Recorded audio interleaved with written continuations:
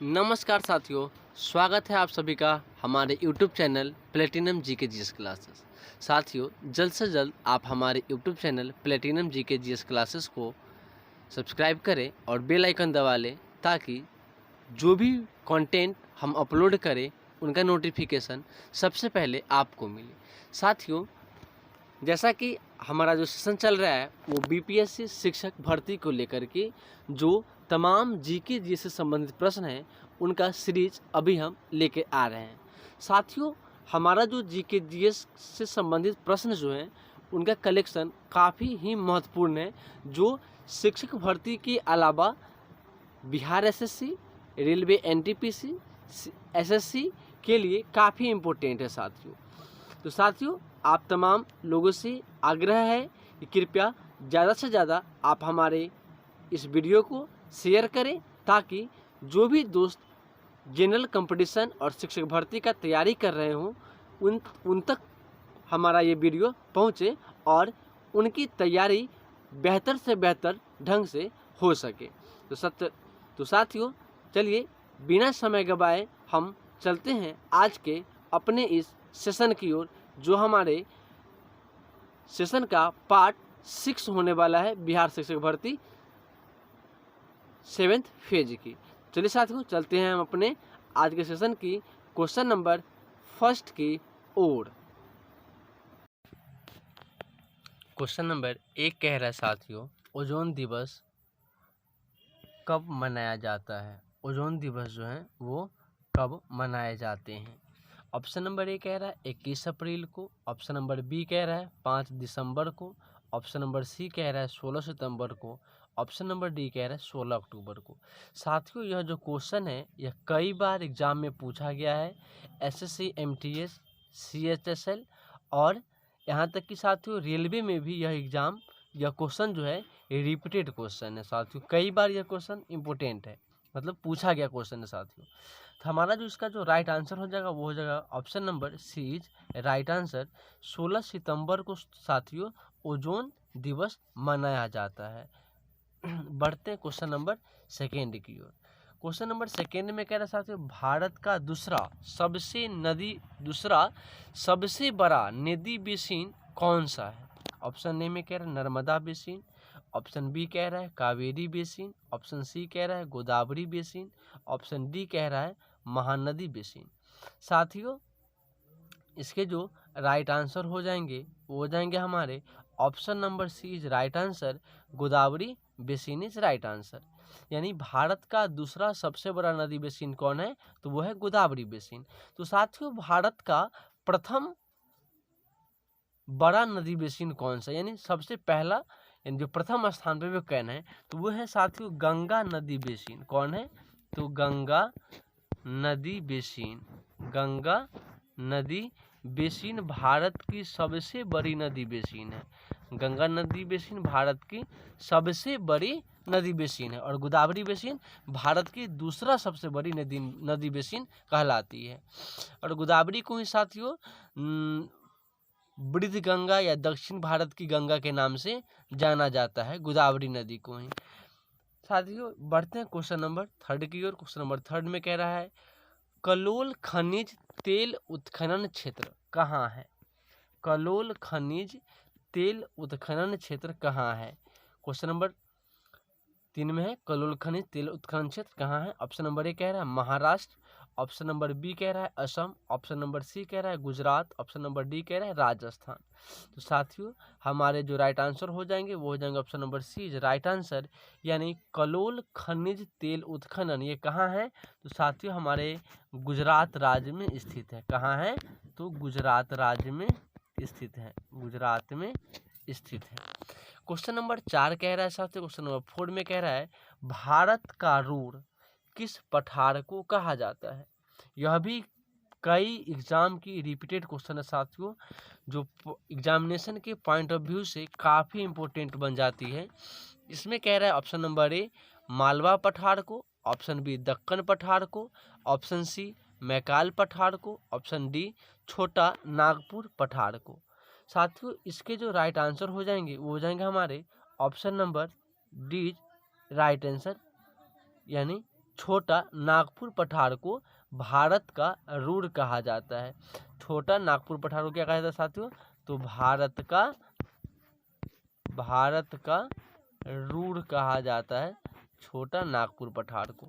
बढ़ते हैं question number 5 की ओर। क्वेश्चन नंबर 5 में कह रहा है साथियों, भेगोरिया उत्सव का संबंध किस राज्य से है? भेगोरिया उत्सव जो है वह किस राज्य में मनाए जाते हैं? भेगोरिया उत्सव। ऑप्शन नंबर ए में कह रहा है राजस्थान, ऑप्शन नंबर बी में कह रहा है उत्तर प्रदेश, ऑप्शन नंबर सी में कह रहा है Madhya Pradesh, option number D में कह रहा है गुजरात। तो साथियों भेगोरिया उत्सव जो है वो भारत के मध्य प्रदेश राज्यों में मनाए जाने वाली उत्सव है। इसके राइट आंसर क्या हो जाएंगे साथियों? तो मध्य प्रदेश। भेगोरिया उत्सव कहाँ मनाए जाते हैं? तो मध्य प्रदेश। बढ़ते हैं क्वेश्चन नंबर 6 की ओर। क्वेश्चन नंबर 6 में कह रहा है मक्खी का लार्वा क्या कहलाता है? मक्खी जो होते हैं साथियों उनके लार्वा को क्या कहते हैं? ऑप्शन नंबर ए में है टैडपोल, ऑप्शन नंबर बी में है मैगट, ऑप्शन नंबर सी में है प्यूपा, ऑप्शन नंबर डी में है इमेगो। साथियों तो मक्खी की जो लार्वा है, इन मक्खी के लार्वा को साथियों मैगट कहा जाता है। क्या कहा जाता है? मैगट कहा जाता है।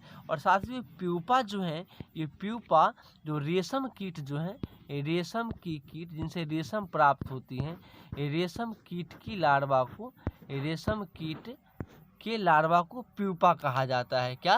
रेशम कीट के जो लार्वा होते हैं, रेशम कीट के जो लार्वा होते हैं उन्हें प्यूपा के नाम से जाना जाता है। बढ़ते हैं क्वेश्चन नंबर 7 की ओर। क्वेश्चन नंबर 7 में कह रहा है साथियों, निम्न में से किस में मायोसिन प्रोटीन पाई जाती है? मायोसिन प्रोटीन जो है वो साथियों किस में पाई जाती है?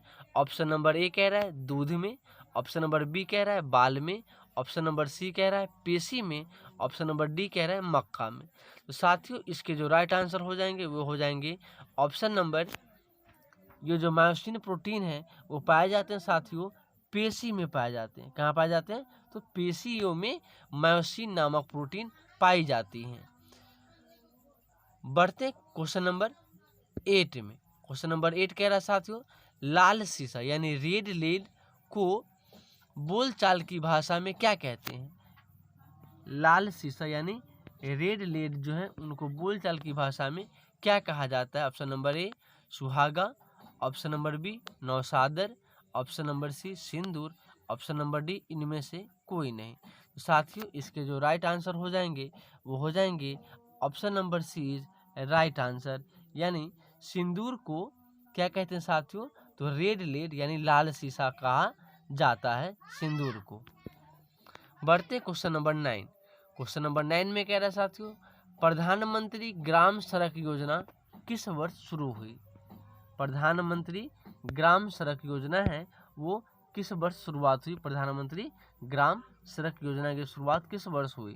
तो इसके जो साथियों राइट आंसर हो जाएंगे वो हो जाएंगे हमारे option number B is right answer, यानी 2000 ईस्वी में प्रधानमंत्री ग्राम सड़क योजना की शुरुआत हुई थी। बढ़ते हैं क्वेश्चन नंबर 10 की ओर। क्वेश्चन नंबर 10 में कह रहा है साथियों, भारतीयों के महान रेशम मार्ग किसने आरंभ किए? भारतीयों के महान रेशम मार्ग जो हैं वो किसने आरंभ किए थे? ऑप्शन नंबर ए कह रहा है अशोक ने, ऑप्शन नंबर बी कह रहा है चंद्रगुप्त मौर्य ने, ऑप्शन नंबर सी कह रहा है कनिष्क ने, ऑप्शन नंबर डी कह रहा है धनानंद ने। तो साथियों इसके जो राइट आंसर हो जाएंगे वो हो जाएंगे ऑप्शन नंबर सी, यानी कनिष्क ने रेशम मार्ग आरंभ किया था। किसने साथियों? तो कनिष्क ने।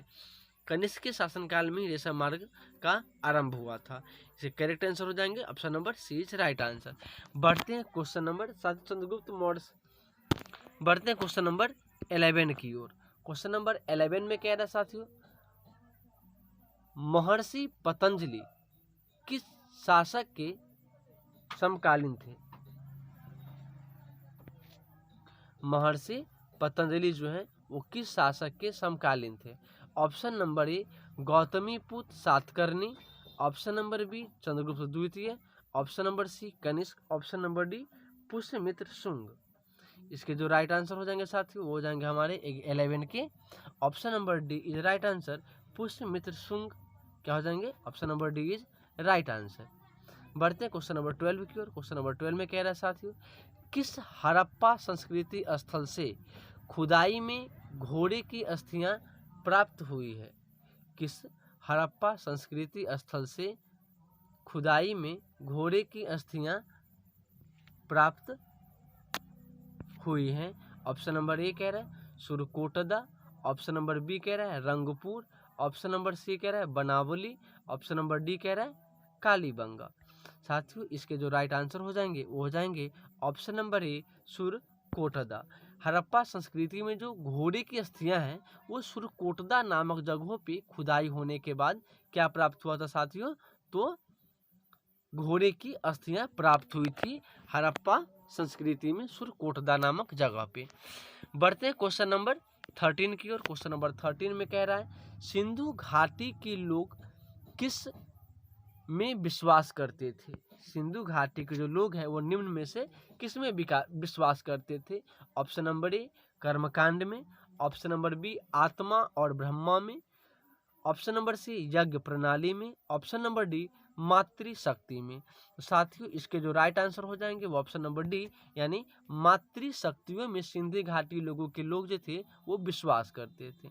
बढ़ते हैं क्वेश्चन नंबर 14 की ओर। क्वेश्चन नंबर 14 में कह रहा है भारत में मानव का सर्वप्रथम साक्ष्य कहाँ मिलता है? भारत में जो मानव का सर्वप्रथम साक्ष्य जो है वो कहाँ मिला था? ऑप्शन नंबर ए नीलगिरी की पहाड़ियों में, ऑप्शन बी शिवालिक की पहाड़ियों में, ऑप्शन नंबर सी नर्मदा घाटी में, ऑप्शन नंबर डी नललमाला पहाड़ियों में। तो साथियों इसके जो राइट आंसर हो जाएंगे वो हो जाएंगे ऑप्शन नंबर बी शिवालिक पहाड़ियाँ जो है वहाँ भारत में मानव का सर्वप्रथम साक्ष्य मिलने का प्रमाण है। बढ़ते हैं क्वेश्चन नंबर 15 की ओर। क्वेश्चन नंबर 15 में कह रहा है साथियों अल्फा किरेटिन जो एक प्रोटीन है वो उपस्थित होते हैं कहाँ पे? अल्फा किरेटिन नामक जो प्रोटीन है वे कहाँ उपस्थित रहते हैं साथियों? ऑप्शन नंबर ए कह रहा है अंडों में उपस्थित होते हैं, ऑप्शन नंबर बी रुधिर में उपस्थित होते हैं, ऑप्शन नंबर सी त्वचा में उपस्थित होते हैं, ऑप्शन नंबर डी ऊन में उपस्थित होते हैं। तो साथियों इसको जो राइट आंसर हो जाएंगे वो हो जाएंगे ऑप्शन नंबर सी यानी त्वचा में उपस्थित होते हैं। अल्फा क्रिएटिन नामक जो प्रोटीन है कहाँ उपस्थित होते हैं? तो मानव शरीर के त्वचा में उपस्थित होते हैं। क्वेश्चन नंबर 16 कह रहा है साथियों प्रतिवर्ती क्रियाओं का नियंत्रण केंद्र कहाँ पर है? प्रतिवर्ती क्रियाएं जो है उनका नियंत्रण केंद्र कहाँ पर है? ऑप्शन नंबर ए प्रमस्तिष्क में, ऑप्शन नंबर बी कशेरुक रज्जु में, ऑप्शन नंबर सी अनुमस्तिष्क में, ऑप्शन नंबर डी तंत्रिका कोशिका में। तो साथियों इसके जो राइट आंसर हो जाएंगे वो हो जाएंगे हमारे option number B is right answer यानी प्रतिवर्ती क्रियाओं का नियंत्रण केंद्र जो है वो है क्या है साथियों? तो वो है हमारे कशेरुक की रज्जु जो है वो प्रतिवर्ती क्रियाओं के क्या है? तो नियंत्रण केंद्र माना जाता है। बढ़ते क्वेश्चन नंबर 17 में। क्वेश्चन नंबर 17 में कह रहा है होली त्योहार के सार्वजनिक उत्सव में भाग लेने वाला, होली जो त्योहार है के सार्वजनिक उत्सव में भाग लेने वाला दिल्ली का प्रथम सुल्तान कौन था? यह भी एग्जामिनेशन के पॉइंट ऑफ व्यू से काफ़ी इंपॉर्टेंट क्वेश्चन बन जाता है साथियों, क्योंकि यह भी कई बार पूछा गया क्वेश्चन है एग्जामिनेशन में। तो साथियों इसके जो राइट आंसर हो जाएंगे 17 के वो हो जाएंगे हमारे option number D is right answer, Mohammad bin Tughlaq जो है इसके राइट आंसर हो जाएंगे। बढ़ते हैं क्वेश्चन नंबर 18 की ओर। क्वेश्चन नंबर 18 में कह रहा है साथियों बल की परिभाषा न्यूटन के किस गति नियम से मिलती है? बल की जो परिभाषा है वह न्यूटन के किस गति नियम से मिलती है? ऑप्शन नंबर ए प्रथम, ऑप्शन नंबर बी द्वितीय, ऑप्शन नंबर सी तृतीय, ऑप्शन नंबर डी प्रथम एवं द्वितीय दोनों से। तो साथियों इसके जो राइट आंसर हो जाएंगे वो हो जाएंगे हमारे option number A is right answer यानी बल की परिभाषा जो है न्यूटन के प्रथम नियम से मिलती है। इसे जड़त्व के नियम भी प्रथम गति नियम से ही प्राप्त होते हैं। बढ़ते हैं क्वेश्चन नंबर 19 में। क्वेश्चन नंबर 19 कह रहा है हमारे खिरगिज जनजाति के घर को क्या कहा जाता है? खिरगिज जो जनजाति हैं इनके घर को क्या कहा जाता है? Option number A igloo, option number B yurt, option number C Tipitaka, option number C Tipitaka, option number D इनमें से कोई नहीं, इनमें से कोई नहीं।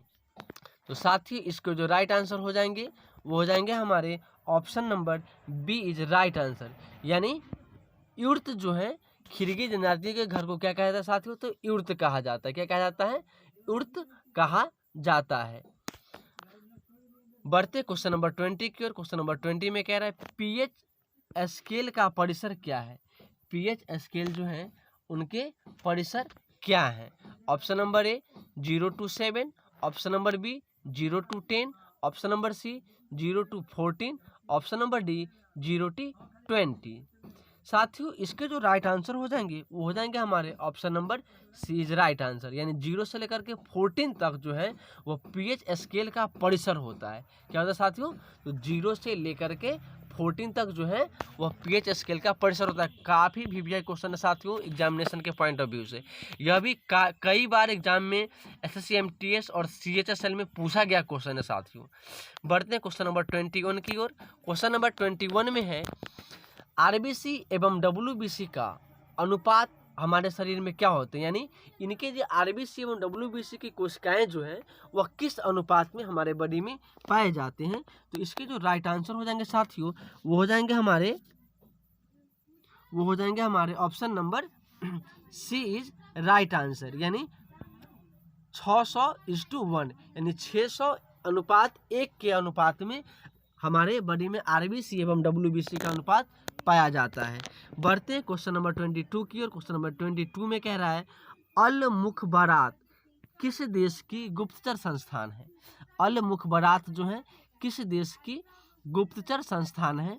Option number A Iran, option number B Iraq, option number C Israel, option number D Pakistan. इसके जो साथियों राइट आंसर हो जाएंगे ऑप्शन नंबर 22 के B is right answer Iraq. Iraq यानी अल मुखबरात जो है वो गुप्तचर संस्थान किस देश की है, तो इराक की गुप्तचर संस्थान कौन है, अल मुखबरात। बढ़ते क्वेश्चन नंबर 23 की ओर। क्वेश्चन नंबर 23 में कह रहा है साथियों भू स्थिर उपग्रह की पृथ्वी से ऊंचाई कितनी होती है। भू स्थिर उपग्रह की पृथ्वी से ऊंचाई कितनी होती है। Option number A 15,000 kilometre, option number B 30,000 kilometre, option number C 36,000 kilometre, option number D 20,000 kilometre. साथियों यह भी एग्जाम में कई बार पूछा गया क्वेश्चन है एग्जामिनेशन में। इसका राइट आंसर हो जाएगा वो हो जाएगा सी 36,000 किलोमीटर। बढ़ते हैं क्वेश्चन नंबर 24 की और। क्वेश्चन नंबर 24 में कह रहा है अर्थशास्त्र में ग्रेशम का नियम किससे संबंधित है। काफ़ी वीवीआई क्वेश्चन है साथियों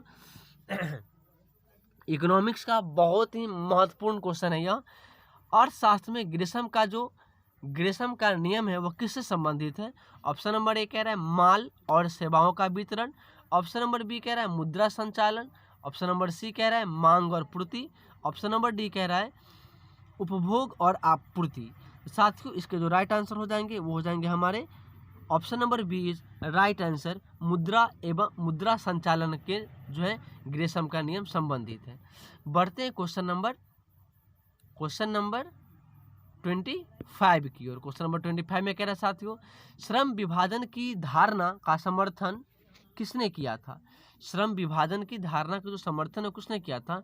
option number A Marshall, option B Keynes, option C Adam Smith, option D Baumol ने किया था।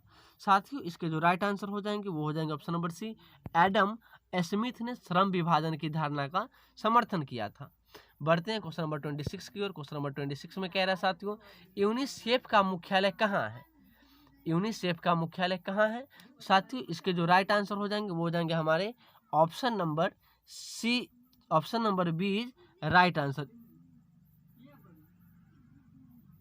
यूनिसेफ के मुख्यालय क्या है साथियों वो है option number B is right answer यानी न्यूयॉर्क में है। यानी बी गलत है साथियों, option number B is right answer. New York में जो है वो यूनिसेफ के मुख्यालय क्या है साथियों, तो न्यूयॉर्क में है। कहाँ है, तो न्यूयॉर्क में है यूनिसेफ के मुख्यालय। बढ़ते क्वेश्चन नंबर 27 की और। क्वेश्चन नंबर 27 में कह रहा है साथियों निम्नलिखित में कौन सा जोड़ा सही है। Option number A Kenya campos, option number B Argentina pampas, option number C Venezuela savanna, option number D संयुक्त राज्य अमेरिका स्टेपीज। साथियों इसके जो राइट आंसर हो जाएंगे option number B is right answer. Argentina की घास के मैदान को पंपास कहा जाता है, ये हमारे राइट आंसर है। बढ़ते हैं क्वेश्चन नंबर 28 की ओर। क्वेश्चन नंबर 28 में कह रहा है साथियों, रॉकीज, इंडीज, एटलस, अल्पस एवं हिमालय किस प्रकार की पर्वत है। ऑप्शन नंबर ए कह रहा है मिश्रित पर्वत, ऑप्शन नंबर बी वलित पर्वत, ऑप्शन नंबर सी अपशिष्ट पर्वत, ऑप्शन नंबर डी संग्रहित पर्वत।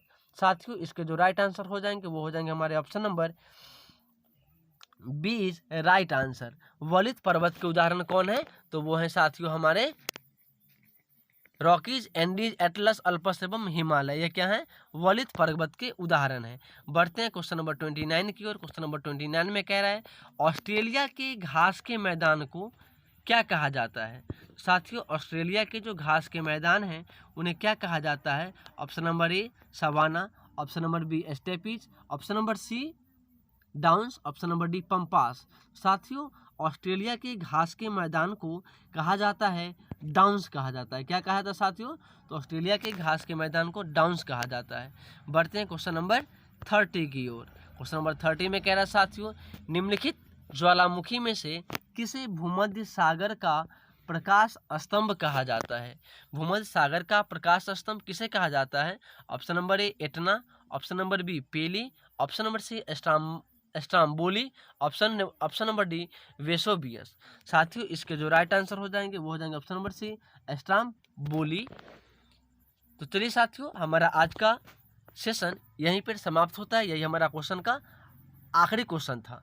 साथियों आप तमाम साथियों से रिक्वेस्ट है कृपया आप हमारे YouTube channel platinum GK GS classes को लाइक करें, शेयर करें और सब्सक्राइब करना ना भूलें। साथियों आप हमारे इस चैनल को और इस वीडियो को आप अपने तमाम दोस्तों में शेयर करें ताकि जो भी दोस्त जनरल कंपटीशन की तैयारी करते हों एवं अभी जो बीपीएससी बिहार शिक्षक भर्ती आ गई है उनको लेकर के उन्हें ध्यान में रख कर के हमारा ये जीके जीएस का वीडियो उनके तैयारी में काफ़ी मदद पहुंचाएगी। इससे आप लोगों से रिक्वेस्ट है कृपया आप हमारे इस वीडियो को ज़्यादा से ज़्यादा शेयर करें। धन्यवाद साथियों।